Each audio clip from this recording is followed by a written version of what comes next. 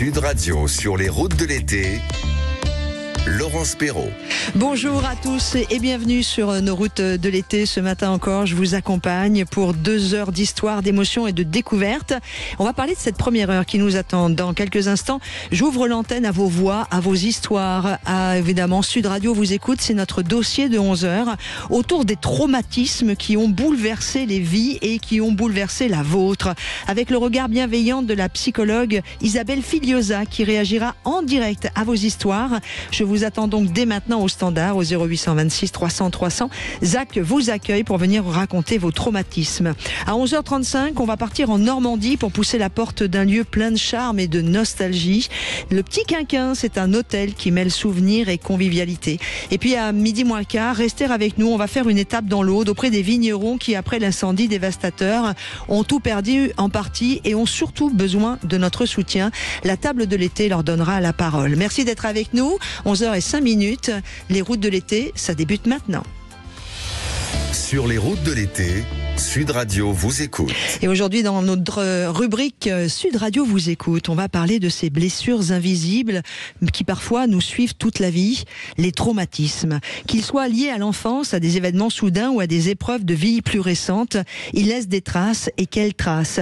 Existe-t-il des chemins pour les comprendre et les apaiser ? C'est ce que je vous propose pour en parler avec nous. Une voix qui apaise, que beaucoup de parents connaissent, Isabelle Filiosa, psychothérapeute, écrivaine, conférencière. Elle a accompagné des milliers de personnes, formé de nombreux professionnels autour de la grammaire des émotions. Des livres comme J'ai tout essayé, Il me cherche ou L'intelligence du cœur sont devenus de véritables références. Aujourd'hui, Isabelle a accepté de nous éclairer sur ce que sont les traumatismes, comment ils nous façonnent, comment on peut s'en libérer. Et vous, je vous attends au 0826 300 300. Vous pouvez appeler dès maintenant pour raconter ce que vous avez vécu. Sud Radio vous écoute, c'est votre émission et c'est pendant une demi-heure. Mais avec vous, Théo Ampilac, je voudrais qu'on comprenne mieux ce qui se cache derrière le terme traumatisme. Oui, Laurence, un traumatisme, pour faire simple, c'est un choc violent, physique ou psychologique qui dépasse les capacités d'une personne à y faire face. Il peut laisser des séquelles durables, comme par exemple des angoisses, des troubles du sommeil, des flashbacks, etc., etc. Si la notion semble évidente aujourd'hui, elle n'a pas toujours été reconnue. Pendant longtemps, les souffrances psychiques étaient minimisées, voire ignorées, et c'est qu'à la fin du 19e siècle que la médecine commence à s'y intéresser, notamment avec les névroses traumatiques observées chez les survivants d'accidents de train. Le vrai tournant, lui, arrive au 20e siècle avec la guerre. On parle alors de choc des obus pour décrire les séquelles des soldats profondément marqués par le front. Aujourd'hui, les traumatismes sont pleinement pris en compte, qu'ils soient liés à un événement unique ou à des violences répétées. Une reconnaissance essentielle pour mieux accompagner les victimes vers la reconstruction. Merci beaucoup Théo Ampilac. Le traumatisme, on en parle avec vous aussi. N'hésitez pas à venir vous raconter. Sud Radio vous écoute au 0826 300 300. Bonjour Isabelle Filiosa. Bonjour Laurence et bonjour à chacune des auditrices, chacun des auditeurs. Quel bonheur de vous trouver, de vous retrouver. Nous avons eu la chance déjà à l'époque à Sud Radio de faire une émission qui s'appelait Il faut qu'on en parle et vous étiez l'une de mes invitées privilégiées parce que vous avez ce regard mais vous avez aussi cet esprit tendresse bienveillante qui accompagne tout un chacun quand on passe des moments un peu compliqués. Théo Ampilac a dénommé un peu le traumatisme. Quelle définition vous donneriez vous, Isabelle ? Eh bien, effectivement, le traumatisme, c'est lorsque le stress, un événement extérieur dépasse les capacités de régulation. Les capacités de régulation, c'est ce qu'on met en place, comment notre organisme réussit à réagir à notre environnement. On s'adapte en permanence à l'environnement, mais parfois, il y a des événements qui bouscule tout et on n'arrive pas à s'adapter et à ce moment-là, il y a comme dans le cerveau une déconnexion et qui du coup va enquister l'événement extérieur, va enquister nos réactions émotionnelles et on n'arrive pas à véritablement inscrire cet événement dans un narratif, dans notre histoire. Ça reste un petit morceau enquisté On le met en général de côté, on se dissocie, surtout quand c'est très fort, quand l'événement extérieur vraiment nous bouleverse complètement. Ça peut pas rentrer dans notre cerveau, donc hop, on le met sur le côté. Et ce qui se passe à ce moment-là, là on a parlé tout à l'heure de cauchemars, d'anxiété, d'angoisse, on a un état d'être qui peut être difficile, ou alors simplement on est isolé, mais il suffit d'un petit déclencheur, quelque chose à l'extérieur va rappeler et rapporter cette mémoire traumatique, et à ce moment-là, on revit l'événement comme si on y était.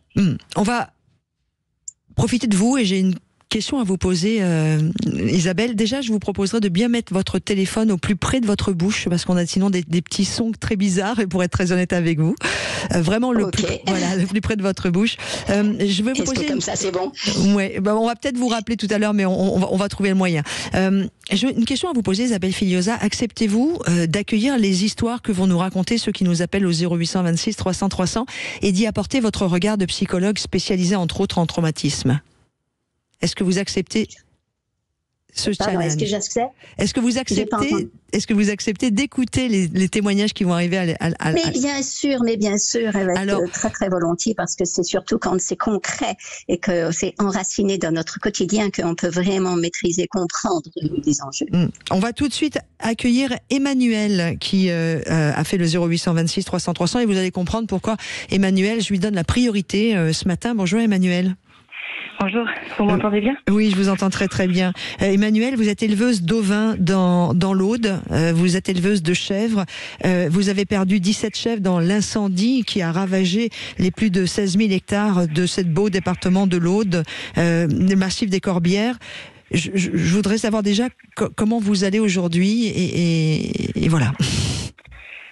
Je vais étonnamment bien. En fait, j'ai l'impression d'avoir pas atterri. J'ai observé juste en face l'incendie manger ma montagne. J'ai tous mes bâtiments pro qui sont complètement calcinés, il n'y a plus rien, tous mes souvenirs, tous mes outils, les animaux à la moitié ont été brûlés. Je les ai retrouvés au GPS.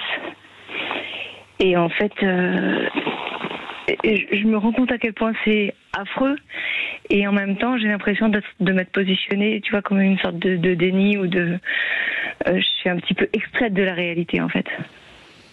Là, vous avez perdu 17 chèvres dans l'incendie. Le reste de votre troupeau a été... Le reste, je les ai confiés à d'autres éleveurs, parce que j'ai plus de pâturage, j'ai plus de clôture. On va pas garder des animaux au foin dans des clôtures à faire vite fait. C'est pas respectueux pour les animaux, quoi. Je les ai confiés. Isabelle, on est sur un traumatisme là qui est particulièrement récent et qui est d'une violence sans nom, comme beaucoup de traumatismes. Isabelle Filiosa, le témoignage d'Emmanuel est très fort. Hein. Oui, et ce qu'on entend, c'est cette impression d'irréalité, ou étonnamment bien. Et en fait, c'est aussi pas atterri. Donc, on entend cette dissociation, et c'est comme si il y avait un flash d'endorphine. En fait, c'est des petites molécules dans notre cerveau qui nous protègent quand c'est vraiment trop difficile. Et on a ce flash d'endorphine qui fait que, finalement, on ne sent pas encore la douleur. La douleur va arriver un petit peu plus tard. C'est pas forcément du déni. On a ce mot-là encore trop dans la bouche, mais en réalité, ce que vous avez fait, Emmanuel, c'est que vous avez agi. Vous avez agi beaucoup. Vous avez utilisé votre énergie pour faire. Et donc, on n'est pas encore complètement sorti du moment traumatique, puisque là, vous avez encore des choses à faire, à accomplir. Et donc, ce sera quand ce sera bouclé que probablement le risque à ce moment-là, c'est d'avoir un moment où, hop, les émotions, on se sent trembler, les émotions viennent, on commence à sentir la peur, la détresse, la fureur, toutes les émotions qui jusque-là étaient cachées. Mais c'est assez typique de l'événement traumatique. Pendant l'événement traumatique, on peut se sentir comme sur un petit nuage. Et ça veut dire que pour Emmanuel, si vous me le permettez, Emmanuel, que je pose la question pour vous, quel travail va-t-elle devoir accomplir pour ne pas avoir ce retour de flamme, le retour de bâton, comme on l'appelle des fois, au moment où elle va prendre conscience, je pense qu'elle l'a déjà, mais où elle aura plus à se battre sur plein de choses? En fait, ce serait une mauvaise idée de ne pas l'avoir. C'est naturel. C'est-à-dire que là, pour l'instant, le cerveau protège Emmanuel de l'émergence de ces émotions parce que ça la dévasterait, ce serait trop fort.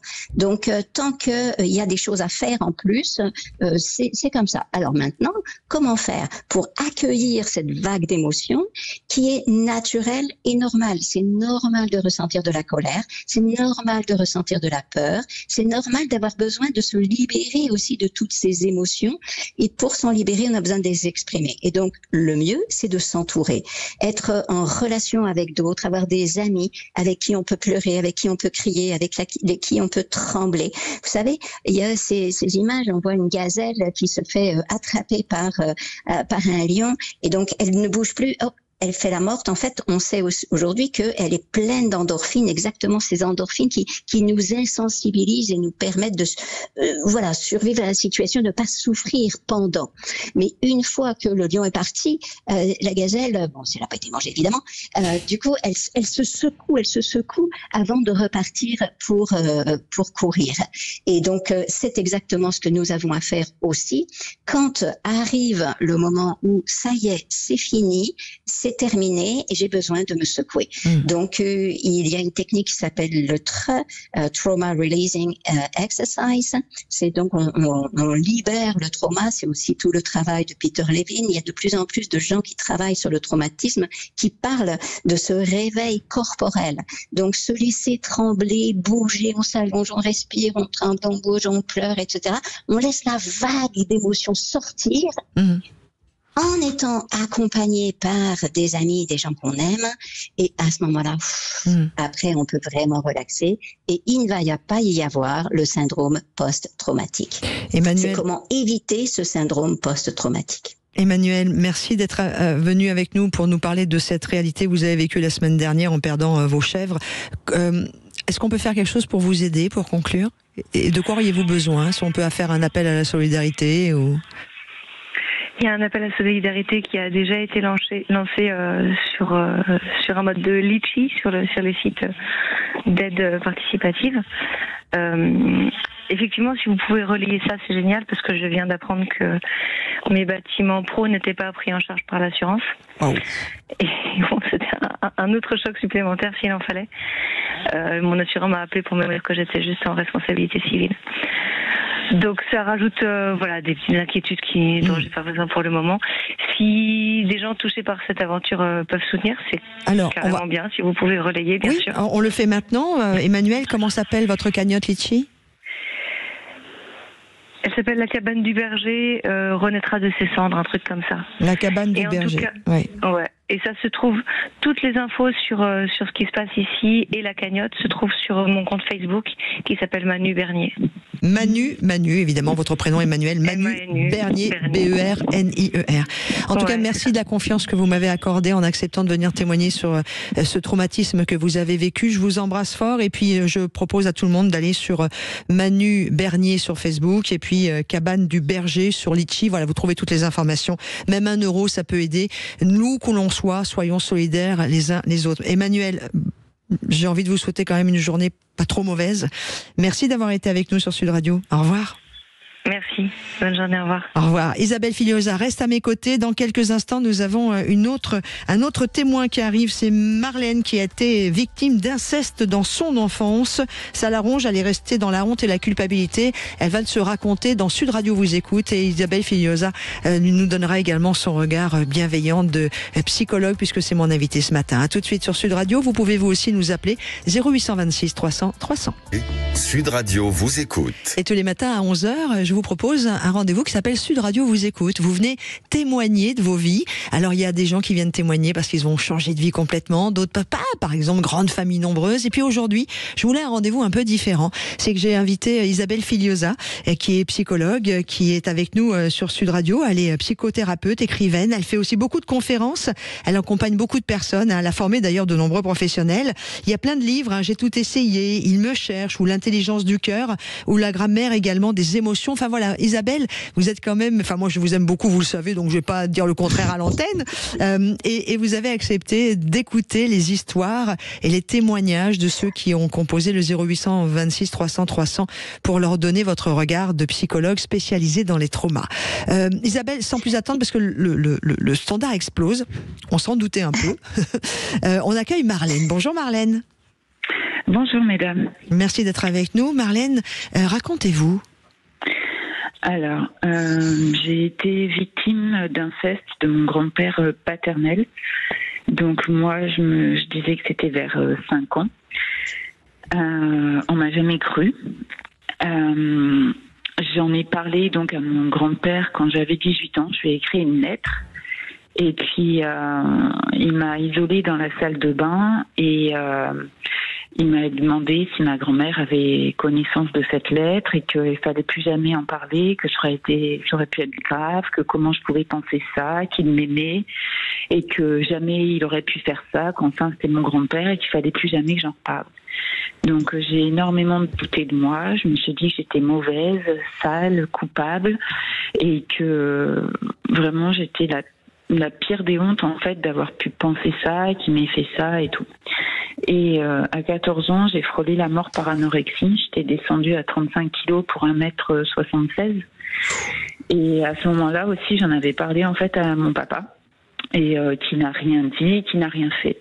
Et sauf que donc j'ai un rapport très compliqué avec mon corps. Je vais avoir 48 ans dans une semaine et c'est toujours compliqué. D'ailleurs, je me suis retrouvée, je reprends la marche à peine parce que j'ai été en fauteuil roulant là pendant 3 mois. J'ai des maladies auto-immunes et des problèmes musculaires. Je ne travaille plus depuis sur l'invalidité en 2016. Et en fait, j'ai appris que mon père était au courant. Et en fait, c'est en février, là, je parlais plus trop à mon papa et puis je l'ai appelé parce que je me suis éloignée géographiquement de ma famille à 20 ans. Je pouvais plus, les odeurs, je me sentais très très sale. Et en fait, je me suis isolée, je suis partie, puis professionnellement aussi, pour sortir. En fait, je voulais plus avoir de lien ou de rapprochement. Et en fait, j'ai appelé mon papa et je lui ai dit, écoute, je sais pas, je sens que tu as un secret, tout ça, il faut que tu me le dises. Et donc il m'a appelé, c'était un lundi matin, on a parlé, et il m'a avoué en fait qu'il avait vu. Il avait vu ce que mon grand-père, son père, m'avait fait un jour, donc quand je devais avoir 4-5 ans. Et bon, il parlait, et puis moi là, j'arrivais plus à entendre tellement que c'était horrible en fait, et que ça allait plus loin que ce que je pensais, et donc je voyais tout noir, et ça me prend la gorge. D'ailleurs, j'ai toujours peur qu'on m'étrangle. Et même là, quand j'en parle, j'ai les émotions qui remontent et ça prend au niveau de la respiration. Et puis donc, au départ, je lui ai dit, je te remercie d'avoir eu cette franchise.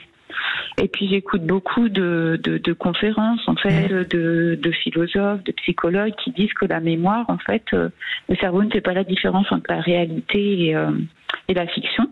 Et je lui dis, écoute papa, j'envoie un message, si tu pouvais revenir en arrière, qu'est-ce que tu ferais? Et là, il m'a tuée. Il a dit, je ne changerai rien. Je me suis longtemps posé la question, car peut-être que je sauverai ta vie, mais j'en détruirai d'autres. Alors Marlène, tué, en fait. Votre témoignage est très très lourd et c'est très particulier pour moi de faire le métier que je fais aujourd'hui, c'est-à-dire de vous couper la parole ou tout du moins d'arrêter ce témoignage très lourd. C'est pas pour l'arrêter, mais c'est pour aussi donner la parole à Isabelle. Là, Isabelle, on est sur un vrai traumatisme de l'enfance, on est sur le corps qui réagit à ce traumatisme. Encore maintenant, Marlène sur Sud Radio nous dit, même en vous racontant, je sens mon corps. Là, on est waouh, Isabelle. Ah oui, tout à fait. C'est absolument poignant.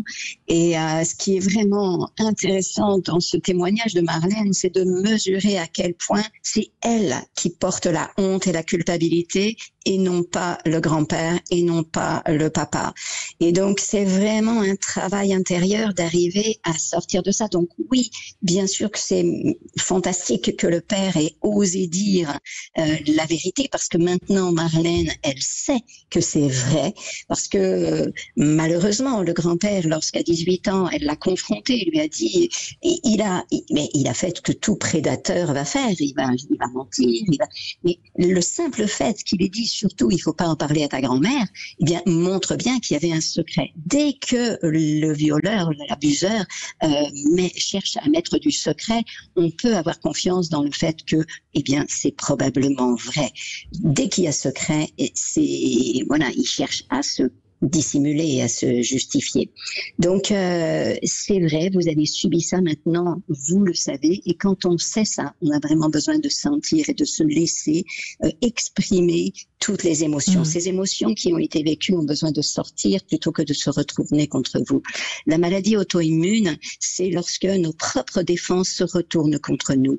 Et on dirait que c'est un peu en miroir, c'est la métaphore de ce qui se passe dans cet inceste, où c'est vous qui êtes la victime et vos défenses, au lieu d'agresser votre père ou votre grand-père, ou ce qu'ils ont fait plus exactement, eh bien, vous retournez vos défenses contre vous-même.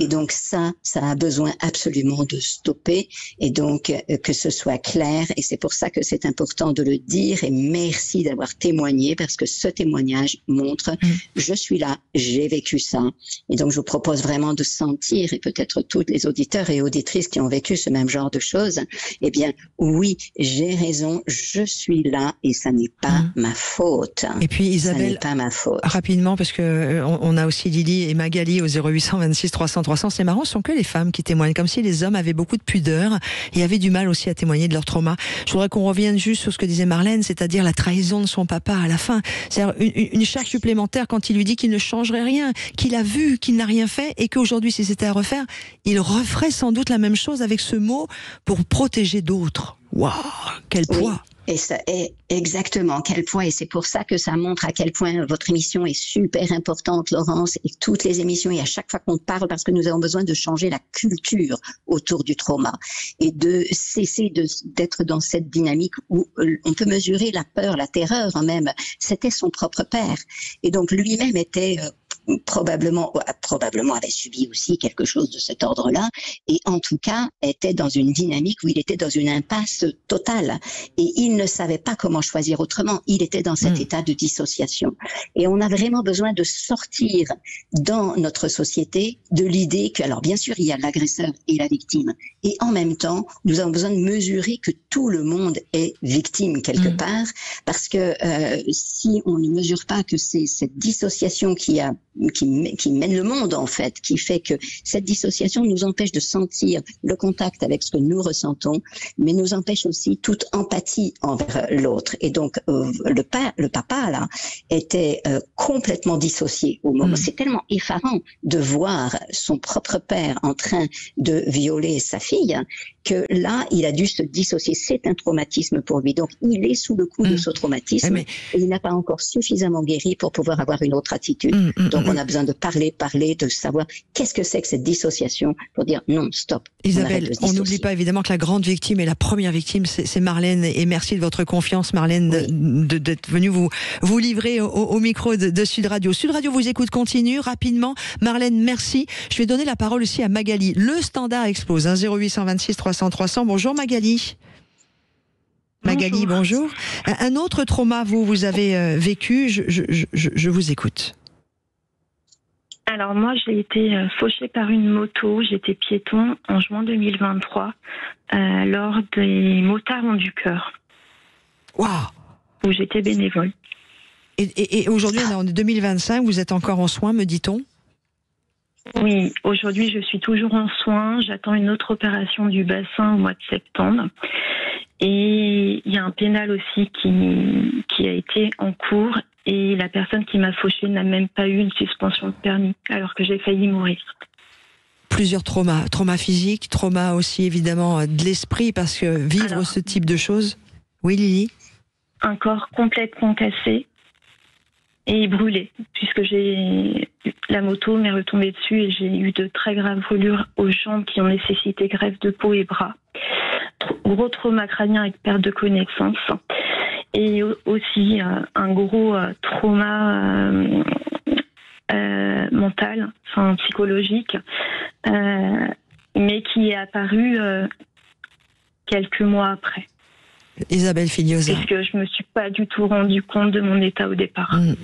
Là, on est sur un trauma encore différent. Oui, parce que là, il y a la dimension physique aussi. Donc, il y a le trauma physique, le corps qui est dévasté et qui fait que c'est long de se réparer. Et puis, il y a le double trauma. Il y a la surprise et la terreur. On a été fauché par un motard, mais il y a en plus cette dimension. J'étais bénévole et c'était les motards ont du cœur. Donc, dans le trauma, cette confusion, ce décalage entre l'intention et voilà ce qui s'est passé, c'est encore plus traumatique, c'est encore plus fort. Donc là, il y a toute la guérison à faire sur le corps, petit à petit accepter ce qui est, et il y a aussi à sentir la colère, la peur, toute la gamme des émotions qu'on a pu traverser à ce moment-là. Forcément, dans un trauma comme ça dépasse nos capacités d'adaptation et donc on a besoin de temps. Et pas seulement de temps, on peut pas juste laisser le temps faire, on a besoin de regarder chacune des émotions, de plonger dedans et de la sortir. Il y a aussi, parce que là c'est vraiment très, très fort et c'est dévastateur, donc il y a aussi aujourd'hui des techniques extrêmement efficaces dont disposent les psychothérapeutes. Il y a le MDR, il y a Mosaïque, il y a les sons binauraux, bref, il y a toutes sortes d'outils de psychothérapie qui aident à intégrer l'événement psychologique, qui aident à intégrer le trauma et qui font qu'on récupère toutes nos capacités. Lily, est-ce que vous êtes aidée psychologiquement? Est-ce que vous suivez une thérapie? Magali, pardon.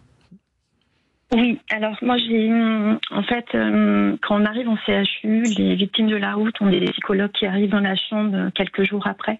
Et moi, j'ai pu bénéficier de la thérapie EMDR qui m'a fait énormément de bien. En tout cas, merci beaucoup. Merci de votre témoignage, Lily. J'aime beaucoup la confiance que vous nous accordez ce matin sur Sud Radio, de vous livrer sur ces moments de vie si traumatisants et si particuliers. Merci beaucoup, Magali. On vous souhaite tout plein de bonnes, le mieux possible. N'hésitez pas à nous donner des petites nouvelles, même par mail. Vous m'envoyez un petit mail à jeparticipe@sudradio.fr. Voilà, pour qu'on suive un petit peu ce qui vous arrive en ce moment. Bon courage, Magali. Je vous embrasse tendrement et avec beaucoup de douceur. Merci d'avoir été avec nous. Lily, sans doute pour conclure, Isabelle Filiosa, on le savait que cette émission ce sujet allait plaire, et c'est vrai que moi, la première, quand on s'occupe de moi, j'adore. Bonjour Lily. Oui, bonjour. Alors vous, c'est un autre traumatisme encore, très différent. Oui, c'est un traumatisme et j'interviens pour essayer d'aider toutes les mamans ou même tous les papas qui ont perdu un enfant, puisque c'est mon cas. Alors effectivement, ça rejoint un petit peu le premier témoignage. Quand la gendarmerie m'a appelé pour me dire votre fils est décédé dans la nuit, première réaction, je me suis mis à crier, mais je l'ai pas cru. Pendant des jours et des jours, je ne l'ai pas cru. Je ne voulais pas le croire. J'ai été témoignée, bien sûr, à la gendarmerie, parce qu'il y avait une coupable, et j'étais comme un robot. J'étais ailleurs. J'avançais parce qu'il fallait avancer. J'avais mes enfants avec moi, les deux autres, mais j'étais complètement sur une autre planète. Et quand je suis, au bout d'un moment, dans la nuit, le lendemain, même je crois dans la journée, que tout est redescendu. Et là, je me suis mis à pleurer. Dans la nuit, j'ai pas dormi, effectivement. Et après, j'ai mis 2 mois. J'ai pas voulu consulter tout de suite. J'ai consulté d'abord je suis chrétienne, donc j'ai été voir des hommes de foi qui m'ont aidé beaucoup, faut le dire, qui m'ont aidé à porter ce malheur aussi. Et j'ai été aidée par une psychologue, mais une psychologue qui m'a écoutée, parce que des amis, voyez, la famille, oui, mais tu sais, t'en as d'autres enfants. Oh oui, là, mais c'est... Mais t'as tes petits-enfants. Je voulais pas entendre ça. Mais j'étais obligée de me couper de tout ça et d'aller voir vraiment des gens qui m'écoutaient. C'est pour ça que mon témoignage, c'est les mamans qui ont perdu des enfants, parce que j'en connais d'autres qui ont entendu ce genre de choses, qu'elles aillent voir des spécialistes. pour se faire aider, de façon à ce que la douleur, ça va faire 15 ans qu'il est plus là.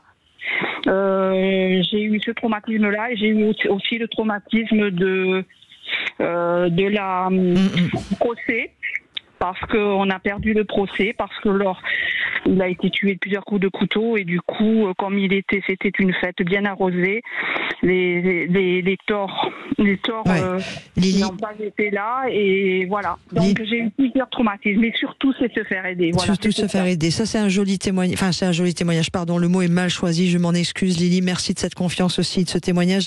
Rapidement, parce qu'il nous reste moins de 40 secondes. Isabelle, elle a raison, Lily. N'hésitons pas à nous faire aider. Oui, et quand on est témoin, quand on est à côté de quelqu'un qui vient de subir un trauma, eh bien, apprendre à écouter et à entendre plutôt que de chercher à rassurer et à faire du bien. Non, ce qui fait du bien, c'est juste d'écouter et d'être là, notre présence. Isabelle Filiosa a été notre invitée pour Sud Radio vous écoute ce matin. Merci beaucoup Isabelle. J'aurai peut-être l'occasion de vous inviter de nouveau. Merci à tous ceux qui ont composé le 0826 300 300. Sud Radio vous écoute. Spécial trauma de la vie ce matin. On va maintenant prendre les routes de l'été de façon peut-être un peu plus légère. Merci à vous tous et à vous toutes d'avoir témoigné sur ce sujet, sur vos traumatismes. Dans quelques instants, moi je vous propose de partir pas très loin du Mont Saint-Michel, dans un hôtel particulier. Ah, ça va sentir un peu les vacances. À tout de suite sur Sud Radio. Sud Radio sur les routes de l'été. Laurence Perrault. Et merci d'être en notre compagnie sur ces routes de l'été qui vont nous permettre de nous arrêter aussi et d'être très solidaires ce matin. Vous l'avez déjà entendu à partir de 11h, mais on va continuer de le faire avec notre rendez-vous, la table de l'été, où j'aurai les vignerons de l'Aude et en particulier également la coopérative, une coopérative un peu particulière, c'est la coopérative du Cellier des Demoiselles. Ils ont perdu plus de 80% de leur récolte et je veux que l'on vienne en aide aussi à ces vignerons, mais pas seulement. Et vous comprendrez, rendez-vous donc sur la table de l'été. Mais tout de suite, eh bien, on va prendre le temps un petit peu de se détendre et je vous propose de prendre une chambre au Petit Quinquin. Sur les routes de l'été, détour de vacances. Direction la baie du Mont Saint-Michel pour dormir à l'hôtel du Petit Quinquin où la France d'autrefois rencontre celle d'aujourd'hui. Je suis avec Sylvain Billard qui a fait voyager notre imaginaire jusqu'aux années 80 en rachetant ce lieu unique. Bonjour Sylvain. Bonjour. Merci d'être avec nous. Le Petit Quinquin, c'est un hôtel et c'est également un restaurant. Vous êtes nostalgique des années 80, Sylvain Billard. Parlez-moi de cet hôtel particulier où chaque chambre a un nom qui va beaucoup résonner. Oui, en fin de compte, c'est un hôtel très particulier. C'est des chambres qui sont toutes à thème. Chaque chambre a son personnage. Ça commence à Louis de Funès, Bourvil, Coluche, Sophie Marceau. Il y a De Gaulle, il y a Jeanne d'Arc, il y a 18 chambres en tout et chaque chambre a son personnage. Et pourquoi vous avez eu envie de ce type de personnalité pour votre hôtel ? Je voulais quelque chose d'original et je voulais revenir dans l'ancien temps et moi je sais que mes plus belles périodes c'est avec mes grands-parents et voilà, je n'adhère pas trop au monde actuel et c'est vraiment un restaurant et hôtel, c'est vraiment vintage à l'ancienne. Vous êtes situé à Séo, hein, on est à côté du Mont Saint-Michel. Moi, quand j'entends le Petit Quinquin avec mes grands passages radiophoniques et très amicaux du côté du Nord, je pense à Lille. Vous êtes originaire du Nord, de ce très beau département ? Non, en fin de compte, les personnes qui ont créé l'hôtel-restaurant, le monsieur était normand et il s'est marié avec une dame du Nord. Ah ben voilà, d'où le Petit Quinquin. Dors ma Petit Quinquin, ma petit roncham. La fameuse chanson qui est reconnue dans les Hauts-de-France et particulièrement à Lille. On est à Séo, donc on est dans la Manche, au Petit Quinquin.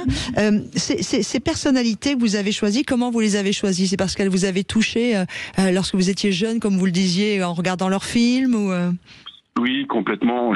Pareil, j'ai une chambre Johnny. J'ai une chambre Johnny et moi j'ai 53 ans et je me rappelle que avec mes parents, quand on partait avec la 604 en vacances avec l'Adria, c'était du Johnny toute la route avec les cassettes à l'époque, et moi j'étais derrière et des fois la cassette elle se débobinait, il fallait que je la rembobine avec un crayon et c'est des souvenirs extraordinaires. Voilà, c'est un petit côté vintage, un petit côté on revient en arrière. Alors, ceci étant dit, moi je pense qu'on a aussi des artistes aujourd'hui qui pourraient être dans vos chambres, voilà, pour pas être simplement dans le côté un peu nostalgique des années 70-80, mais moi je suis fan d'un garçon comme Artus, c'est pas simplement à cause de son film, mais avoir une chambre Artus, ça pourrait être aussi quelque chose de sympa, mais ça c'est très perso. Vous pensez à des artistes aujourd'hui qui pourraient avoir leur chambre chez vous?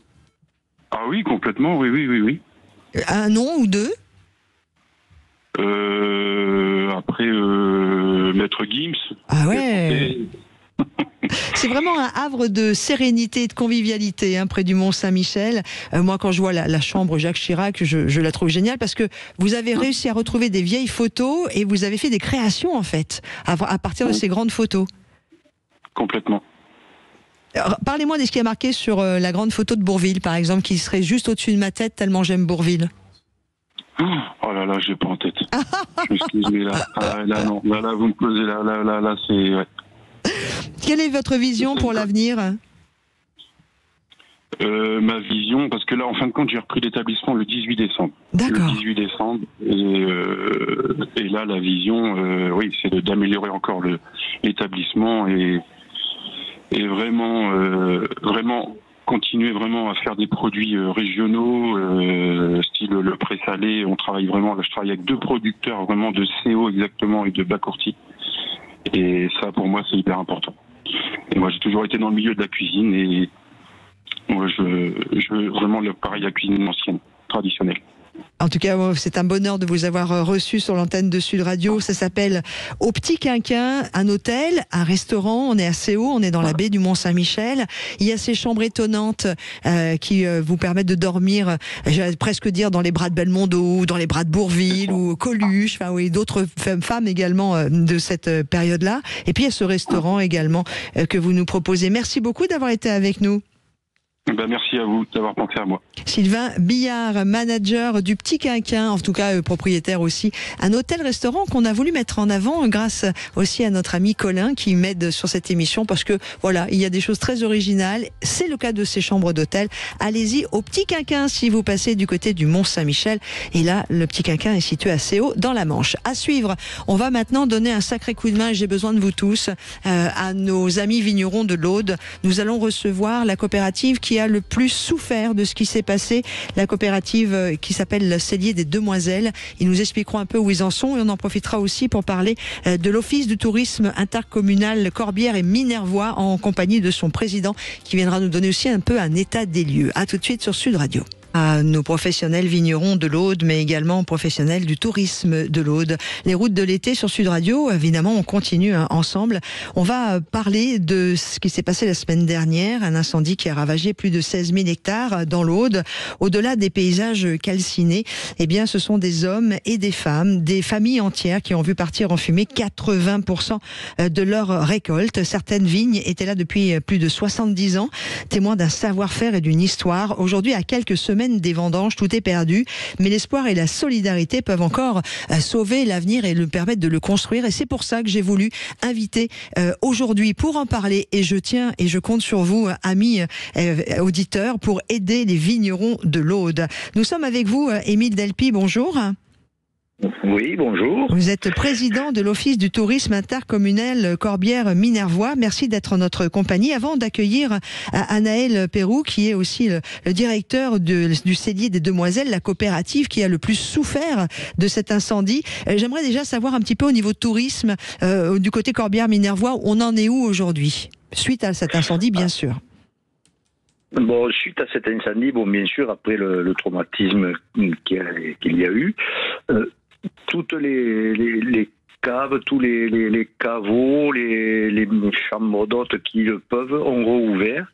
Nous avons pris connaissance avec eux et ils nous ont dit que dès qu'ils pouvaient, ils rouvraient, ils pouvaient recevoir du monde et même aller déguster dans les restaurants qui sont ouverts aussi, aller déguster le vin. Il faut profiter de venir déguster le vin, surtout le vin des celliers des Demoiselles, qui est excellent, et parce qu'ils n'auront pas de récolte cette année, mais le vin qu'ils n'ont pas vendu de l'année dernière, il faut aller l'acheter. Et c'est exactement aussi pour cela que je vous invite sur la table de l'été.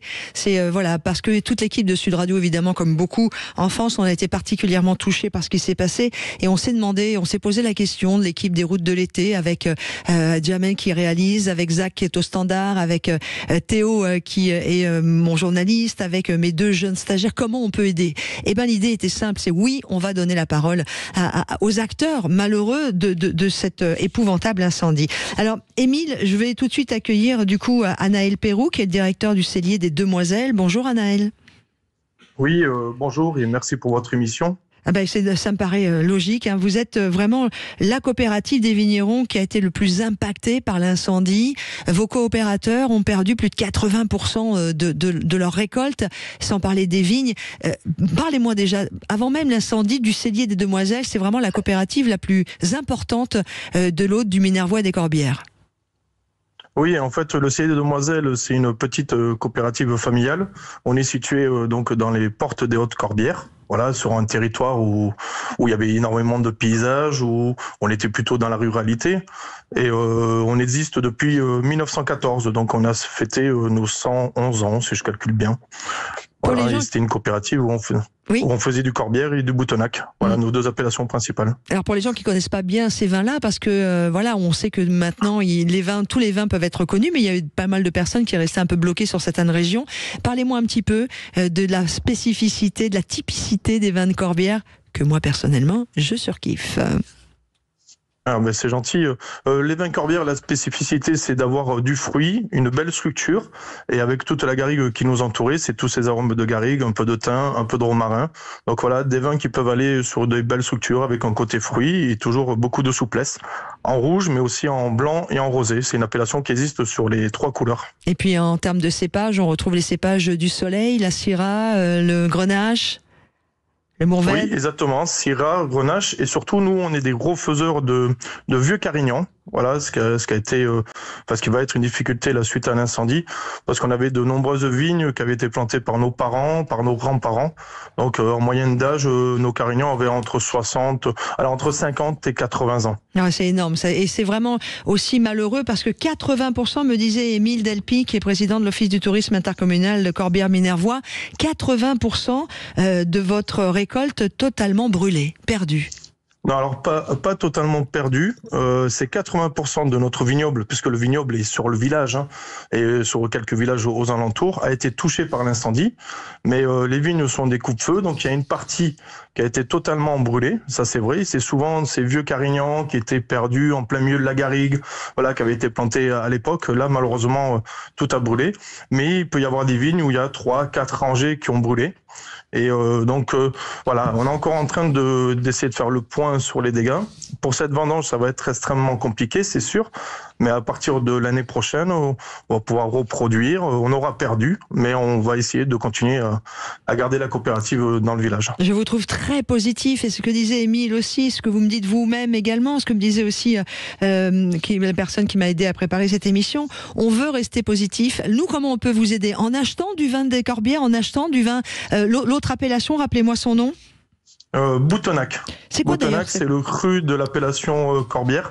C'est une appellation qui a été créée en 2005 sur les meilleurs terroirs des Corbières et dont la cave coopérative, là, le cellier des Demoiselles, possède pas mal d'hectares. Et la base, c'est le vieux Carignan, justement. On en revient toujours à ça. Donc c'est des vieux Carignans qui sont obligatoirement vendangés à la main. On est sur le cru de l'appellation Corbière, quelque chose de très souple et de très singulier. Voilà, le cellier des Demoiselles qui est à Saint-Laurent de la Cabrerie, dont on a beaucoup parlé. Exactement. Comment on peut vous aider? En achetant vos vins, où qu'on l'on soit? Oui. Alors, c'est sûr qu'on a d'abord eu le choc, comme à chaque fois qu'on a eu un sinistre aussi important que ça. Et après, une fois que le choc est passé, il faut qu'on puisse travailler pour essayer de garder cette agriculture sur notre secteur, garder nos coopérateurs, garder la structure aussi en elle-même, qui a quand même résisté à 2 guerres en étant centenaire. Donc il nous semble important aussi d'essayer de faire le maximum. En termes d'aide, on a déjà, on va dire, nos clients habituels, que ce soit la restauration ou les supermarchés, qui nous ont apporté leur soutien, parce qu'on a eu la chance. On a sauvé le bâtiment, on a eu le feu sur le parking, donc ça s'est arrêté vraiment sur les murs. Donc on a pu sauver le bâtiment, donc on a encore nos stocks de vin. Donc en achetant le vin, c'est là où on peut avoir notre meilleur soutien. Et après, petit à petit, dans le temps, pour nous aider à reconstruire. Et après, on a aussi lancé une petite cagnotte pour replanter justement ces vieilles vignes. Alors c'est pas nous qu'on le verra, ça sera nos enfants ou nos petits-enfants, mais au moins qu'on puisse continuer ce patrimoine. Oui, alors ceci étant dit, c'est quoi? C'est la 4e feuille que la vigne va pouvoir donner du vin. C'est-à-dire quand vous allez replanter des jeunes pieds, il faut attendre leurs 4 ans. C'est ça, exactement. Et encore, pour faire un vin qualitatif, comme on fait ici au Cellier des Demoiselles, on compte presque 10 ans. Ouais. Il faut 10 ans que la vigne ait eu le temps de s'enraciner, qu'elle ait eu le temps de percevoir ce terroir. Voilà, donc oui, mais le temps long, c'est pas quelque chose qui nous fait peur. Nos pères ont planté comme ça, nos grands-parents aussi, comme dans d'autres métiers. Ça fait partie des métiers où on travaille, on essaye de construire pour la génération d'après. Donc ce qu'on va planter là, c'est sûr que c'est pas nous, ça sera nos enfants ou nos petits-enfants qui en profiteront. J'ai l'habitude de dire, quand je fais des papiers sur le vin ou même des reportages, c'est avec modération évidemment, mais on boit le temps. C'est-à-dire que le travail d'un vigneron, c'est pas juste du matin au soir, c'est évidemment l'année, mais surtout des années. Et effectivement, le vin, ça nous permet aussi d'avoir un contact avec le temps. Émile, je voudrais revenir avec vous aussi, Émile Delpy. Juste après, bien sûr, on reviendra en compagnie de Anaël Peyrou, qui est le directeur du Cellier des Demoiselles. D'ailleurs, excusez-moi, Anaël, ça veut dire que le cellier est ouvert aujourd'hui? Je peux quand même y accéder? Oui. Alors, on a encore des forces de l'ordre là qui sont pas loin et qui surveillent. Mais nous, on a souhaité réouvrir dès lundi. Voilà, le bâtiment n'ayant pas été touché, on pouvait ouvrir. Et puis, ça permettait aussi de remettre un peu d'optimisme et de relancer un peu la machine, parce qu'on peut pas se permettre de rester arrêté trop longtemps non plus. C'est clair. Émile Delpy, il y a quand même des choses aussi où il faut faire attention. C'est-à-dire qu'il y a encore des sentiers de randonnée qui sont fermés. Il faut vraiment respecter. Mais il y a d'autres choses à aller voir quand on ne peut pas aller randonner dans les Corbières. Oui, tout à fait. De toute façon, les sentiers de randonnée et tous les massifs du département ont été interdits par le préfet jusqu'à nouvel ordre. Donc, pour le moment, on ne peut pas aller se promener dans les massifs. Nous avons des sentiers de balade, VTT, pédestres qui ont été détruits. Ça, on verra après plus tard comment on les reconstruira, on les rebâtira. Mais il y a plein de choses à faire sur notre département. Il faut, vous avez toutes il y a la cave coopérative donc de Saint-Laurent, mais il y a aussi les caveaux particuliers. Et il y a tous les restaurants, les commerces. Il y a de là on peut rayonner, on peut venir chez moi, voir le canal du Midi aussi. Après, il y a les châteaux comme Ville-Rouge, Termenès ou Terre qui eux n'ont pas été touchés par l'incendie. Il y a le village de la Grasse qui est un des villages classés plus beau village de France. Il y a de quoi faire. Il y a de quoi faire. Et puis surtout, voilà, il y a les grandes chaleurs. Donc soyez prudents aussi quand on se promène et privilégiez le matin tôt ou peut-être l'après-midi et restez un peu tranquille aussi. Sur le canal, c'est une bonne idée en plus avec la fraîcheur. Je voudrais revenir parce qu'on arrive à la fin malheureusement de notre échange avec vous, Anaël Peyrou, toujours pour le Cellier des Demoiselles, cette coopérative. Juste dire quelque chose d'important, c'est qu'il y a des gens qui ne connaissent pas spécialement, et c'est pas grave, on n'a pas besoin de s'y connaître pour apprécier le vin, de se dire oh là, une coopérative, moi je préfère aller chez un petit vigneron. Mais il faut savoir que la coopérative, c'est des centaines, là vous êtes 80, vous êtes combien d'ailleurs de vignerons qui nous, on est une quinzaine de grandes familles. Oui. Voilà, donc parce que dans la famille, parfois il y a le père, il y a le fils. Voilà, il peut y avoir plusieurs personnes. C'est vrai qu'il y a plusieurs tailles à chaque fois de coopération. Et nous, on fait partie vraiment des petites coopératives familiales. Voilà, qui essayons de résister et de tenir sur notre terroir, qui est un terroir complexe. Voilà, en termes d'agriculture, mais comme j'ai l'habitude de dire, on choisit pas où on est. Voilà, on est né ici, donc on essaie de développer là où on vient. Je voulais juste rajouter un petit mot. C'est vrai que le tourisme, c'est le deuxième poumon économique du département et de notre secteur. Donc oui, j'encourage vivement les gens à venir visiter les Corbières. C'est une terre qui est magnifique. Bien sûr, on en a perdu une partie, voilà, mais ça repoussera. Et après, il y a encore des secteurs qui n'ont pas été touchés, comme ça a été signalé. Et ça reste des secteurs qui sont magnifiques et qui mériteraient d'avoir un peu plus de monde sur des terres un peu familiales, des choses où on peut profiter, où on peut aller faire du vélo. Enfin voilà, il y a tout un tas d'activités. Nature. Et ça peut changer nature et familiale. Donc oui, j'encourage les gens à venir, à aller en restauration et puis à développer le tourisme. Voilà, merci beaucoup Anaël Pérou. Et puis évidemment en respectant les consignes de sécurité actuellement sur la zone qui a été brûlée. Merci Anaël Pérou, directeur du Cellier des Demoiselles, cette coopérative qui malheureusement a pris cher sur Saint-Laurent de la Cabrerice, 15 familles en tout cas. Voilà, 80% du vignoble a été brûlé, mais voilà, vous avez entendu, ils sont positifs, on repart en avant, on repart pour demain. Merci aussi à Émile Delpy, qui est président de l'Office du tourisme intercommunal Corbières-Minervois. Et je n'ai qu'un mot à vous dire, et c'est pas la passionnée de vin et de ceux qui le font qui vous parlent, mais achetez du vin de l'Aude pour aider nos amis vignerons à consommer bien sûr avec modération. Achetez, offrez-le, mettez-le au frais, mettez-le à vieillir, ce que vous voulez, mais achetez, on peut aider comme ça. Allez, dans quelques instants, ce sera le retour de l'info. Et quant à moi, je vous donne rendez-vous puisque l'on vit une grande période de canicule. Ce sera notre sujet à partir de midi. Midi, comment s'adapter à un phénomène qui se répète de cette canicule. Nous serons en compagnie d'un médecin et d'un météorologue. Nos routes de l'été qui reprennent maintenant.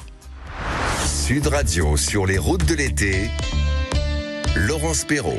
Et c'est jusqu'à 13h et vous venez de l'entendre, Rémi le confirme, la canicule est là, il fera chaud, très chaud. On va parler d'ailleurs de cette canicule avec un météorologue et un médecin d'ici quelques instants. Et vous, pour partager vos astuces, vos expériences, comment arrivez-vous à contrer cette canicule ou tout du moins à vous y adapter? Vous n'hésitez pas, vous pouvez nous appeler et venir partager vos expériences et vos astuces au 0826 300 300. À 12h40, je vous propose une très belle balade. Une balade, attention, dans ce qu'on appelle un jardin remarquable, et je vous emmène en Pays d'Auge, dans le Calvados, avec un véritable écrin de verdure, direction Cambremer. Et bien sûr, on conclura avec Rémi qui vient de nous faire la météo, que nous retrouverons tout à l'heure en compagnie de John.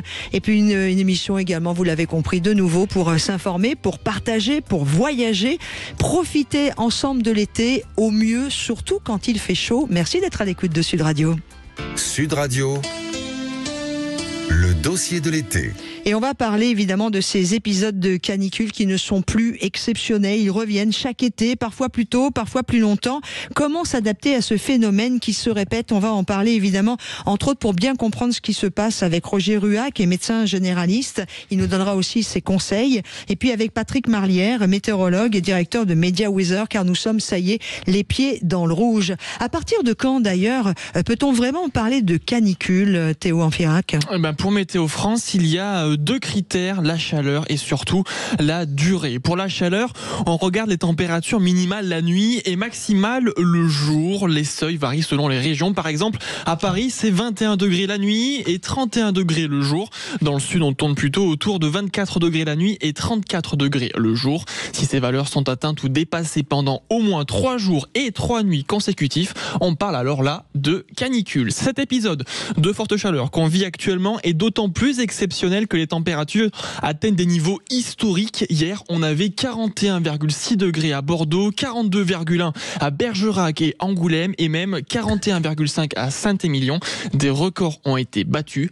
Conséquence, 16 départements dans le sud-ouest et dans la vallée du Rhône sont en vigilance orange à partir de midi et 63 seront en vigilance orange. Selon les prévisions, cet épisode devrait durer au moins jusqu'à la fin de semaine. Évidemment, on va en parler avec notre météorologue Patrick Marlière. Face à ce phénomène qui s'installe, est-ce qu'il faut apprendre à s'adapter devient vraiment ça devient totalement essentiel. Hydratation régulière, limitation des activités physiques, aménagement des horaires pour ceux qui travaillent, protection des plus fragiles, voilà, des gestes simples qui peuvent sauver des vies. Mais au-delà de ces réflexes individuels, on va aussi en savoir plus avec le médecin généraliste, docteur Roger Rua, qui est aussi avec nous. Et vous, je vous attends au 0826 300 300. Vous n'hésitez pas. Vous voulez tout simplement témoigner de ce que vous faites en temps de canicule. Est-ce que vous allez aider? Est-ce que vous avez des personnes âgées dans votre entourage? Est-ce que vous travaillez dans un EHPAD? Est-ce que vous êtes boulanger? Est-ce que vous travaillez dehors dans les travaux publics? Venez témoigner des conséquences de cette canicule sur vous au 0826 300 300. Patrick Marlière, bonjour. Bonjour. Vous êtes météorologue et directeur de Media Weather. Merci d'être avec nous. Roger Ruat, vous êtes médecin généraliste. Bonjour docteur. Bonjour. Merci aussi d'être avec nous. Patrick, j'aimerais qu'on fasse un point à 12h12 sur Sud Radio. On a vu évidemment avec Rémi André qui a fait le point météo. Notre ami Théo Ampillac en a reparlé. Aujourd'hui, on parle peut-être même d'être en canicule au-delà du week-end. Oui, et dans les régions du sud-ouest, effectivement, c'est l'impact qui sera le plus important. Ça va se décaler un peu vers le sud-est aujourd'hui. D'ailleurs, à midi, les températures les plus élevées se retrouvaient dans les Bouches-du-Rhône, où on dépassait les 38 à 39 degrés à l'ombre. Et effectivement, on va dépasser sur toutes ces régions les 40 degrés dans l'après-midi. Donc là, effectivement, la vigilance rouge était nécessaire pour mettre en place toute la protection des Français dans leur globalité, des personnes âgées aux enfants. Voilà, il faut protéger tout le monde dans ce type de situation pour éviter ce que avait produit malheureusement la canicule de 2003. On sait plus de 15 000 victimes. Pourquoi ce phénomène est beaucoup plus fréquent et surtout beaucoup plus intense ? Alors là, il y a deux éléments qui sont rentrés en ligne de compte pour son intensité. Il y a d'abord effectivement, on avait déjà eu une première canicule au mois de juin qui avait été le mois de juin le plus chaud, le deuxième mois le plus chaud jamais mesuré en France depuis 1947. Le mois de juillet a été mi-figue, mi-raisin. En revanche, le mois d'août, et il commence avec cette canicule qui nous amène donc cet air chaud d'Afrique du Nord poussé par l'anticyclone des Açores qui s'installe sur l'Europe de l'Ouest, et puis aussi une dépression, une ancienne tempête tropicale Dexter qui se trouve sur le proche Atlantique. Comme les vents tournent en sens inverse des aiguilles d'une montre, c'est un vent de sud qui fait remonter cet air chaud du nord de l'Afrique sur l'Espagne, le Portugal et aujourd'hui toute la France sans exception, puisque même le département du Nord est en vigilance orange canicule. Donc voilà cette situation qui va perdurer, on sait, au moins jusqu'en fin de semaine, se décaler ensuite vers l'Est, mais au niveau des températures, on restera au-dessus des normales de saison encore quelques jours la semaine suivante. Waouh, alors on va évidemment accueillir notre deuxième invité et merci beaucoup d'être avec nous aussi pour parler de la façon dont on peut s'adapter, ou tout du moins de ce qu'il faut aussi comprendre sur ce qui va être imposé à notre organisme. Roger Ruat, vous qui êtes médecin généraliste, merci de nouveau d'être en notre compagnie. Quels sont les effets directs de la chaleur sur le corps, surtout quand on est dans ces chaleurs de canicule?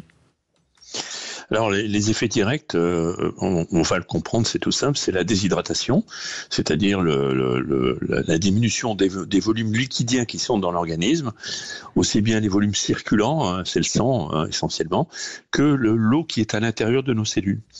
Et donc on a affaire à deux types de déshydratation. La déshydratation intracellulaire à l'intérieur des cellules, c'est-à-dire que les cellules manquent d'eau, et la déshydratation extracellulaire qui est la diminution du volume sanguin circulant. Alors pourquoi ? Parce que la chaleur fait évaporer une partie de notre eau par la respiration déjà, puisqu'on perspire et on respire beaucoup de vapeur d'eau. On en perd ensuite par la sudation, donc on perd de l'eau. Et la balance hydrique devient négative, et c'est à ce moment-là donc que le premier réflexe de bon sens, c'est de boire évidemment, de boire de l'eau le plus souvent possible au cours de la journée. On a des réactions sur Facebook, je vais tout de suite vous partager avec vous, et puis on a Ophélie, puisque vous pouvez nous appeler au 0826 300 300 pour nous raconter votre quotidien face à cette canicule. Alors on a des réactions, on nous dit mais c'est normal, c'est l'été, voilà, on nous remet un petit coup de canicule. Non, on est bien d'accord, Patrick Marlière, qu'on est quand même sur des étés depuis quelques années qui deviennent de plus en plus chauds et de plus en plus caniculaires à des moments particuliers. Oui, et effectivement, et les climato-sceptiques s'en donnent à cœur joie de dire effectivement il fait chaud, c'est l'été, c'est normal. Non, ce n'est pas normal qu'il fasse de telles valeurs de température. D'ailleurs, hier, on a battu je ne sais pas combien de records de 2003, on a eu cette vague exceptionnelle. Donc effectivement, avec ce réchauffement climatique, chaque année, on retrouve des vagues de chaleur de plus en plus importantes. Ces 20 dernières années, on dépasse régulièrement les 40 degrés sur la France, alors que avant les années 2000, c'était assez rare. Donc effectivement, il va falloir s'habituer à cette situation. Voilà, on est vraiment sur quelque chose qui impacte nos vies. Ophélie, bonjour. Ophélie est avec nous. Bon. Merci d'être avec nous, Ophélie. Vous êtes dans le Gers ? Oui. Et vous êtes ouvrière agricole. Autant dire que ça peut être très compliqué. Très. Heureusement, période de vacances, donc je reste au frais. Voilà, je reste dans ma maison toute fermée, les volets fermés et tout. Et par contre, ouais, mais quand il fait très chaud comme ça, j'essaie de m'adapter. Mais comme vous disiez, les personnes âgées, parce que eux, pour les faire s'adapter, c'est mission impossible. Ophélie, j'ai du mal à vous attendre, ça coupe un peu, je sais pas. Vous avez fermé les volets, c'est pour ça, pour rester au frais. Hein. Je vais aller dehors alors. Non. Il fait combien dans le Gers là? On est déjà bien à 34. D'accord. C'est vrai qu'hier, on était à 41,8, je crois, du côté de Bordeaux. Enfin, même vous avez eu très très chaud hier. Oui, on a passé les 40 ans. Vous disiez pour les personnes âgées? Oui, moi là où je travaille, par exemple, le papy qui a malheureusement fait la guerre d'Algérie et qui a 85 ans, un jour m'a fait travailler en plein après-midi à 36 degrés. Parce qu'il n'y a pas moyen pour lui, c'est le travail il est là, quel que soit le temps, le travail c'est le travail, il faut le faire. Et on passe pour des feignants à côté de lui. Hein. C'est terrible. Hein. Et il allait travailler dehors, lui? Ah oui, mais moi je vois une fois même sa femme, un jour je lui ai dit, il était midi, donc j'adapte mes horaires, je fais 6h midi, et elle me dit, mais tu t'en vas? Je lui fais, oui, il fait plus de 30 degrés, je m'en vais. Elle me dit, mais moi j'y vais. Ah oui, mais vous, si vous voulez une insolation, c'est votre problème. Moi j'ai envie d'être là demain au travail, fraîche, et pas malade, quoi. Alors c'est terrible de travailler avec des personnes âgées qui, elles... Docteur Roger Rual, là on est pour le coup aussi sur une histoire de génération et je me souviens que mon grand-père et mon tonton travaillaient dehors, quelles que soient les températures. C'est pas non plus un conseil à donner pour le coup, hein. Non, bien sûr, c'est évident qu'il faut mieux essayer de se protéger aux horaires les plus chauds de la journée quand on fait un travail à l'extérieur des maisons, pour les ouvriers du bâtiment notamment, et puis les agriculteurs. Donc il faut essayer d'éviter les horaires les plus chauds, ou alors d'aménager une hydratation facile autour de soi quand on est en train de travailler à l'extérieur, et ménager aussi des pauses, c'est-à-dire que on peut travailler un quart d'heure, 20 minutes, et puis après on va se reposer un petit peu, se mettre à l'air, au frais, boire et revenir travailler. Donc il y a des possibilités quand même de s'adapter, et c'est vrai que dans les anciens avaient une dureté au travail qui était différente de la nôtre, hein, c'est clair. Et bon, maintenant, il faut protéger les individus, parfois malgré eux. Mais en même temps, quand on voit les températures d'hier, on a battu des records. Moi, ça m'a marqué, là, le 41,8 à Bordeaux, et c'est pas tout, hein. Du côté de la Charente, regardez, il y a un feu en ce moment en Charente, quoi. C'est pas un département qui est quand même reconnu pour des feux d'été. On a eu des températures qui ont dépassé les 40 sur la partie ouest. On peut pas travailler à 42 degrés dehors. C'est compliqué. Ah oui, non, c'est même déconseillé. Bah oui. Parce que vous n'avez pas, quand vous êtes en état de début de déshydratation, physiquement, vous avez une diminution de vos capacités. Intellectuellement, vous allez commencer à être un petit peu plus pâteux, et c'est pas bon pour le travail qu'on fait aussi. Donc, même pour l'efficacité du travail, il vaut mieux ménager des horaires qui soient adaptés aux chaleurs les plus dures de la journée, ou alors d'adapter des pauses avec des endroits fraîcheurs assez rapidement accessibles pour pouvoir continuer de travailler. Mais effectivement, il vaut mieux éviter ce genre de choses. Eh bien, on parlera avec vous aussi, si vous le voulez bien, docteur Ruad, peut-être de conseils nutrition. C'est-à-dire qu'est-ce qui est bon de manger dans ces périodes-là. Je sais qu'on a moins faim, mais voilà, est-ce que il y a pas mal de petites choses de conseils que j'aimerais que l'on partage. Restez en notre compagnie. On a Marielle qui va venir qui a fait le 0826 300 300. Elle est aide-soignante. Elle va venir témoigner de ce qu'elle vit, elle, en ce moment, en termes de canicule. Après, j'ai plein de questions à vous poser à Patrick Marlière, vous qui, je vous le rappelle, est météorologue et directeur de Media Weather, c'est-à-dire en gros, je vous laisse réfléchir un peu à cette question en amont. Est-ce qu'il va falloir qu'on s'habitue vraiment, parce que ça va revenir souvent, et comment aussi on peut aménager les logements, les maisons, les villes, pourquoi pas, on parle de tout ça.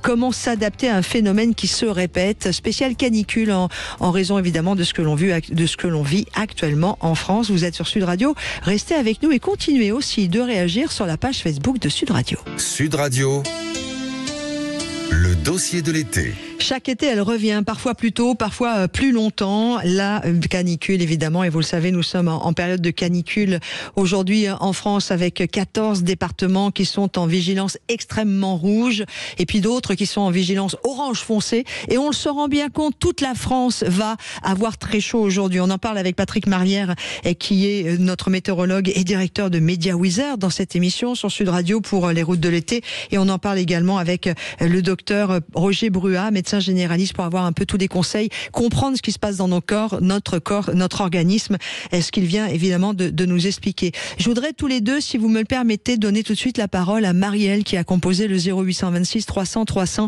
afin de témoigner. Elle est aide-soignante à domicile. Bonjour Marielle.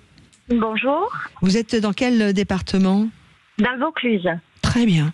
Vous êtes aide-soignante à domicile et cette canicule qui revient régulièrement est pour vous votre pire ennemi quand vous travaillez ? Oui, si on peut dire.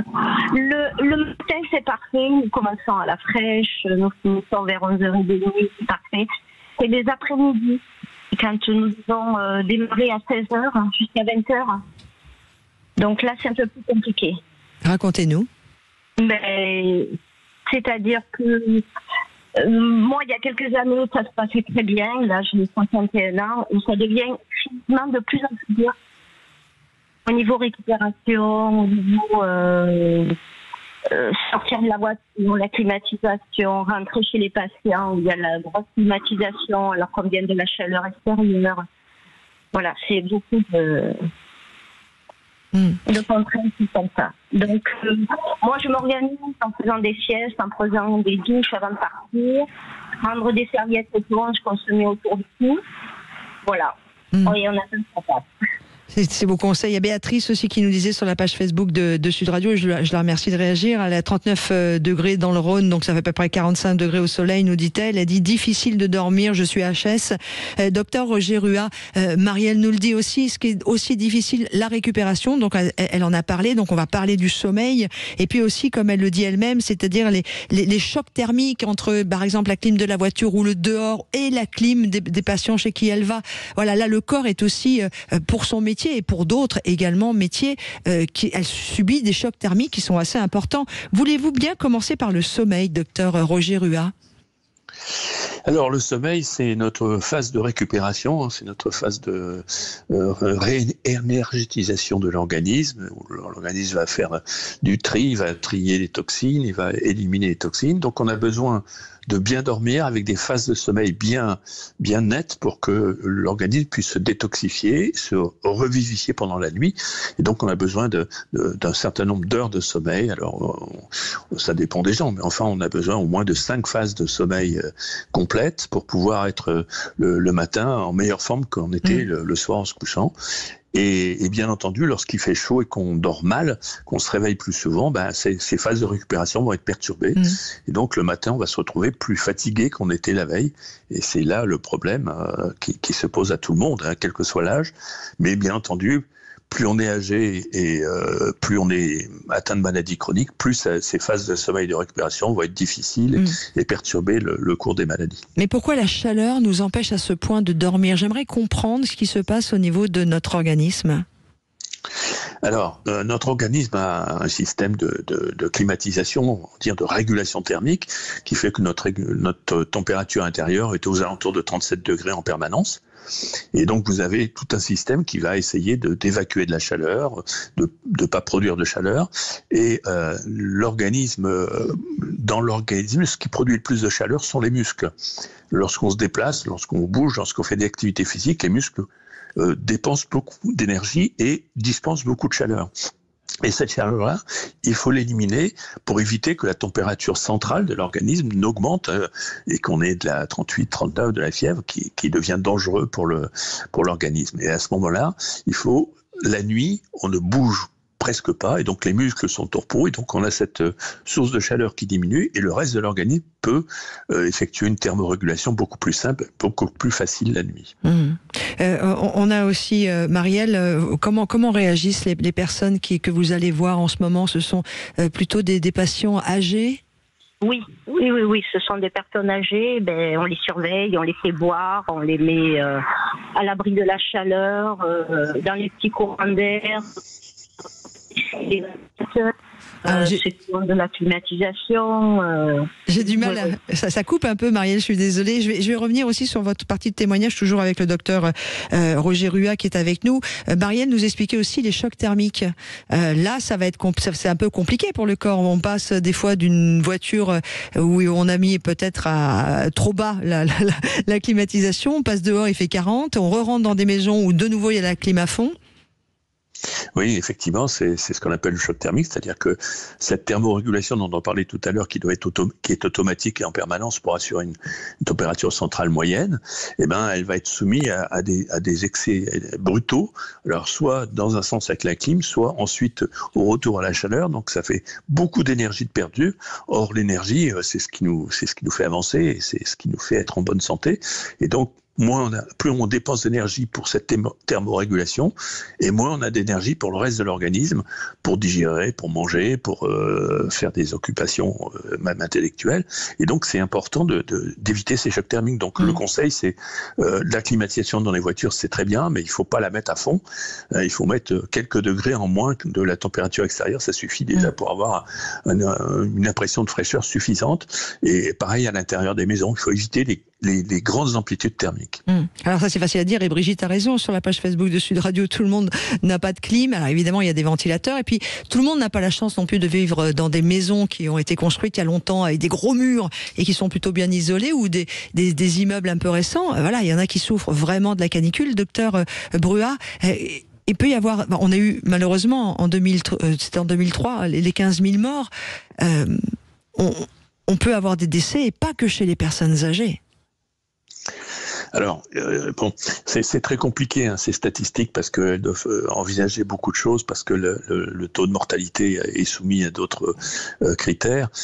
Donc, ce qui est important de savoir, c'est que plus on a une pathologie qui fragilise l'organisme, plus les effets néfastes de la canicule vont s'accentuer. Donc, on va avoir des patients qui vont voir des complications arriver plus tôt qu'elles n'auraient dû arriver, et donc décéder plus tôt qu'ils n'auraient dû décéder. Donc c'est ce qui fait en sorte qu'on a un pic de décès au moment d'une canicule. Mais si on liste ça sur plusieurs années, on voit que c'est simplement une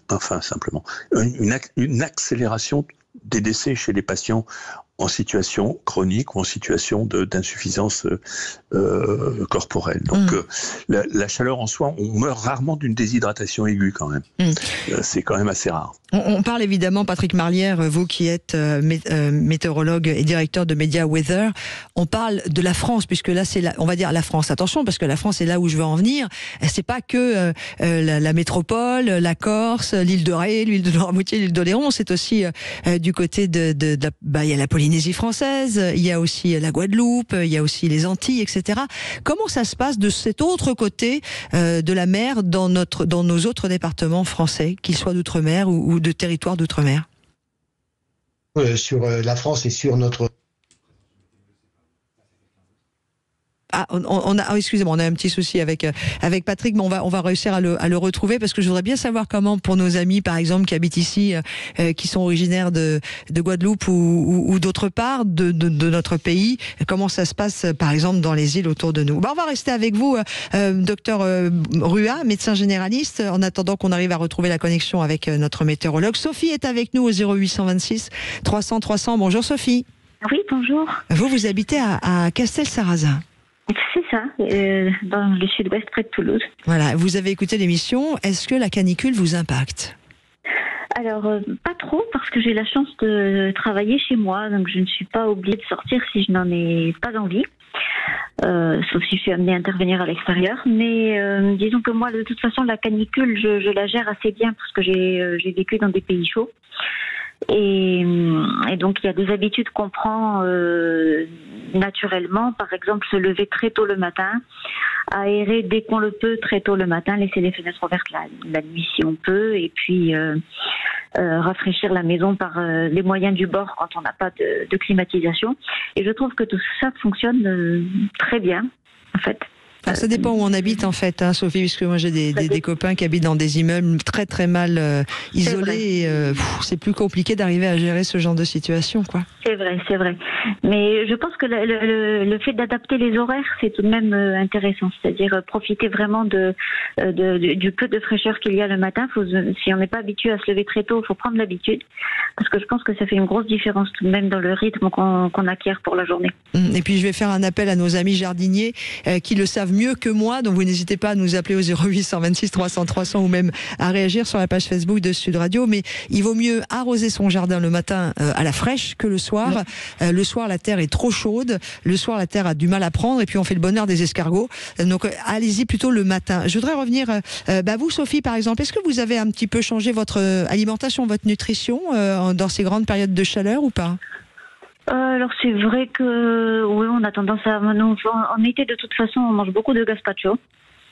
Parce que c'est pratique et ça se conserve bien. Donc c'est vrai que ça, c'est la base de l'alimentation. Et puis on reste sur plutôt des grillades que des viandes en sauce, c'est sûr. Mais bon, on a bon appétit, donc ça ne nous gêne pas non plus. Voilà. Il y a Didier, lui, qui nous répond sur l'histoire des immeubles, en disant: je suis à Tours, dans mon appartement, c'est frais. Super Didier, je suis contente pour vous. Pour conclure ce rendez-vous sur la canicule ou comment s'adapter au mieux, docteur Rua, côté alimentation, côté nutrition, beaucoup disent qu'ils ont moins faim. Alors après, la nature est bien faite, hein. On a exactement ce qu'il faut l'été pour nutritionnellement nous ramener beaucoup d'eau, entre guillemets. Exactement, il faut suivre la nature qui nous guide, hein. C'est-à-dire que les fruits qui contiennent beaucoup d'eau, par exemple, les légumes qui contiennent beaucoup d'eau, sont les légumes d'été, donc il faut les utiliser. La base de l'idée, c'est d'avoir une alimentation qui soit très fluide, très hydratée, et éviter effectivement les trop grosses digestions, c'est-à-dire que le cassoulet toulousain, c'est pas forcément le moment, parce que là, j'ai une fille qui habite Toulouse, hein, c'est pour ça que j'en parle aussi. Moi j'adore aussi. Et pourquoi? Parce que la digestion consomme 30% d'énergie en plus. Donc, quand vous allez digérer quelque chose qui est long et difficile à digérer, bien vous allez perdre encore de l'énergie, donc perdre de l'eau, et donc vous allez vous déshydrater encore plus. Et donc la sensation va pas être bonne. Donc effectivement, le gazpacho, c'est une bonne solution. Les jus de fruits sans sucre, évidemment. Il faut éviter les boissons sucrées, les fameux sodas, parce que ça déshydrate plutôt que ça réhydrate.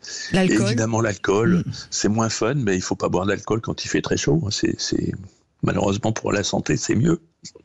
Et vous voyez, alors là c'est ça, plus on essaie d'éviter tout ce qui est charcuterie, tout ce qui est plat en sauce. Vous allez me dire, on n'a pas trop envie, c'est plutôt bien fait pour ça. Et par contre, c'est important que même si on n'a pas faim, de manger un petit peu. Ah oui, il faut d'abord parce que l'alimentation va vous réhydrater. Quand vous mangez une soupe, du gazpacho ou autre, vous allez avoir une réhydratation, des sels minéraux qui sont contenus dans les légumes, des vitamines. Et donc c'est largement, il faut continuer de s'alimenter parce que sinon l'énergie va manquer et l'énergie manquant, on se défend encore moins contre la chaleur. Roger Rua, médecin généraliste qui était avec nous également pour ce sujet. Comment s'adapter à la canicule qui nous touche en ce moment. Merci à vous. Merci Roger Rua. Merci à Patrick Marlière, météorologue et directeur de Media Wizard, d'être également intervenu, et à vous tous d'avoir composé le 0826 300 300. À suivre, allez, on va aller se balader un petit peu sur un joli détour d'été. Laurence Perrault. Et je vous rappelle que dans quelques minutes, notre ami Rémi André va nous emmener en promenade du côté, entre autres, de Salers. On va visiter le musée de la vache à Salers pour les escapades de Rémi. Mais tout de suite, avant de partir du côté de Salers, je vous offre une petite balade magnifique en Pays d'Auge. Sud Radio, les sentiers de l'été. Bonjour Armelle Nop. Armelle ? Alors, on va essayer. Oui, bonjour Armelle. Vous êtes la créatrice des Jardins du Pays d'Auge, véritable écrin de verdure niché au cœur d'un charmant village qui s'appelle Cambremer en Normandie. Vous êtes classé jardin remarquable. Votre jardin s'étend sur plus de 3 hectares, offre une promenade poétique à travers une trentaine de jardins thématiques. Vous mêlez harmonieusement tradition normande, créativité passagère et patrimoine régional. Et je peux vous dire qu'au détour des allées fleuries, on découvre des chaumières atypiques, des bassins, des potagers, des roseries et bien plus encore, même un âne. C'est un lieu idéal pour flâner, pour se ressourcer et pour découvrir aussi le Pays d'Auge différemment. On est dans le Calvados, en Normandie. Bienvenue dans les sentiers de l'été, Armelle. Merci, mais je crois que vous avez tout dit sur mon jardin et que vous devez bien le connaître. Exactement, parce que j'ai eu la chance de le découvrir, pour être très honnête avec vous, il y a 2 ans, alors que je promenais pour un été du côté du Pays d'Auge, que j'adore particulièrement. Avant de parler des allées fleuries et des chaumières, j'aimerais revenir au tout début. Comment est née l'idée de créer ces jardins, Armelle Knopp ? Eh bien, écoutez, tout simplement, nous étions pépiniéristes et j'ai dit, à la retraite, on va s'ennuyer. Donc, on a acheté ce champ abandonné et nous l'avons commencé, le jardin, en 1994, lorsque nous étions pépiniéristes, afin d'apporter tous les végétaux de nos pépinières. Alors on a vu, moi j'ai pu le constater, ce magnifique jardin. Alors c'est classé jardin remarquable. Et je peux vous dire que même si on se dit qu'on n'est pas spécialement attiré par les jardins, allez découvrir les jardins remarquables de France. Et d'ailleurs, c'est absolument magnifique. Ce qui se frappe vraiment quand moi je me suis promenée dans votre jardin, et c'est là où je veux en venir, Armelle, c'est que toute génération y trouve son bonheur.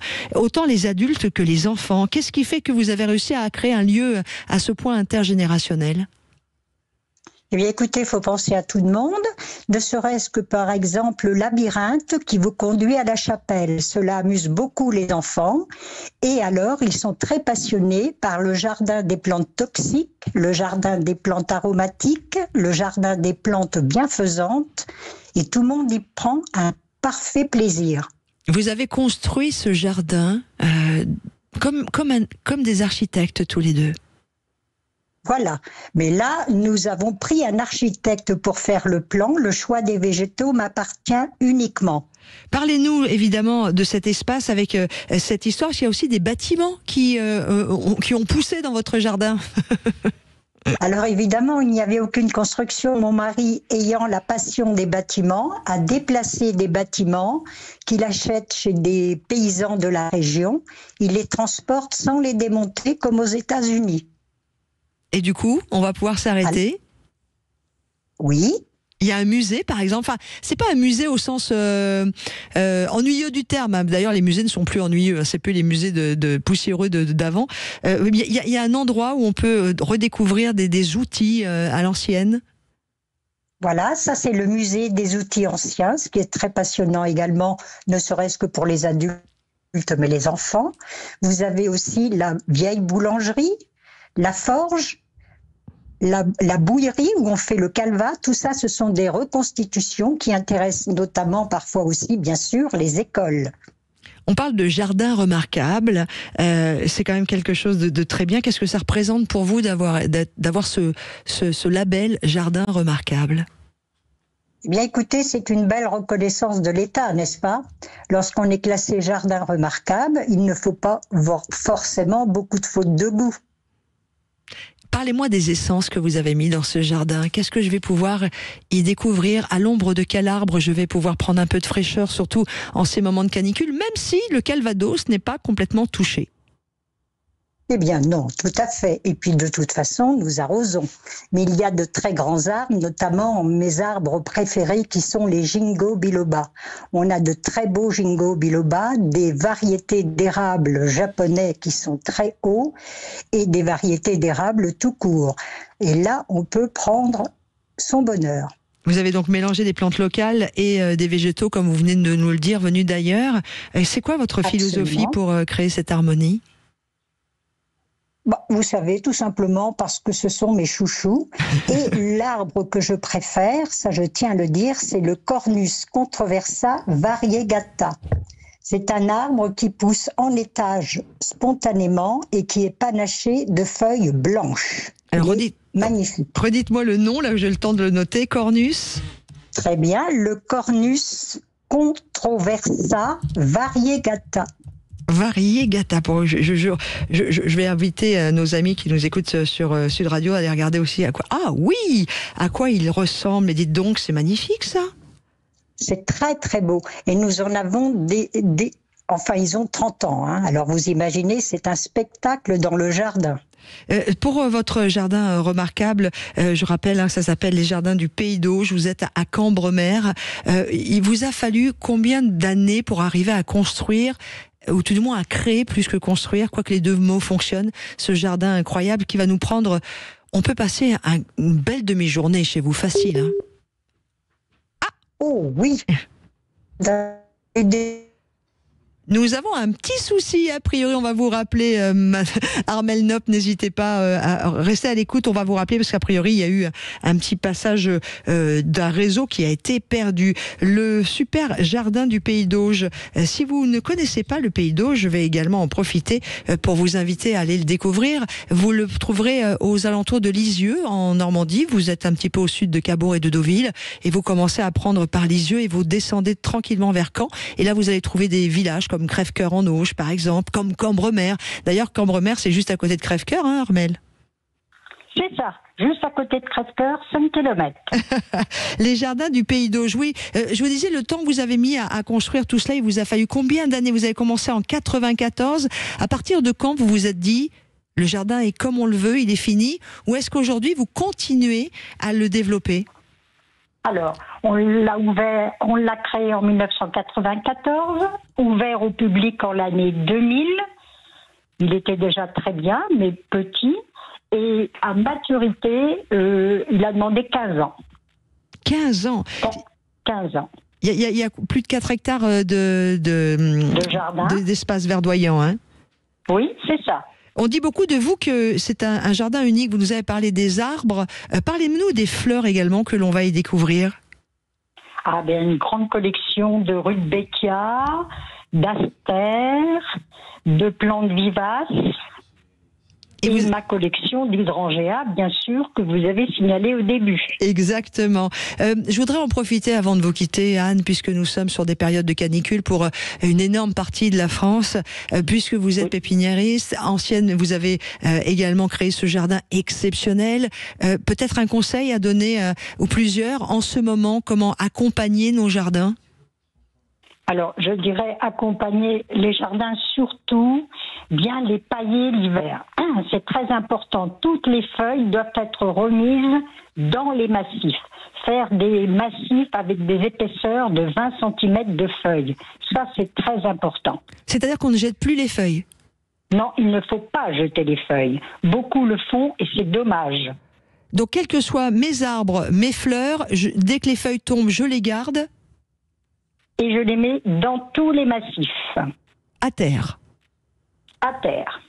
Et aujourd'hui, que le soleil est particulièrement mordant et la chaleur aussi? Oui, eh bien ça garde la fraîcheur. Ça, c'est très important. Vous voyez, il y a des massifs que même en canicule, parce que nous sommes à 30 degrés aujourd'hui, nous n'arrosons pas grâce au tapis de feuilles de 20 cm. Eh ben, merci pour ce joli conseil. On va le garder, voilà. Et je vais m'y mettre dès la fin de la journée, là, parce que je ne vais pas aller en plein soleil cet après-midi. On est ouvert toute l'année? Alors, nous sommes ouverts du 1er avril jusqu'au 30 octobre, tous les jours non-stop. Et je vous rappelle qu'on est à Cambremer, ça s'appelle les Jardins du Pays d'Auge. Je vous invite à aller rencontrer et découvrir également le site internet qui vous donnera envie. J'avais envie de vous emmener dans ce jardin remarquable, et pas qu'à cause de la chaleur et de la canicule, mais pour découvrir ou redécouvrir ce que Dame Nature nous offre de plus beau, les arbres, les jardins. Et bravo encore, bravo à vous et à votre mari Armelle Nopp, créatrice des Jardins du Pays d'Auge, d'avoir créé ce lieu aussi extraordinaire. Je vous remercie beaucoup. Merci à vous aussi.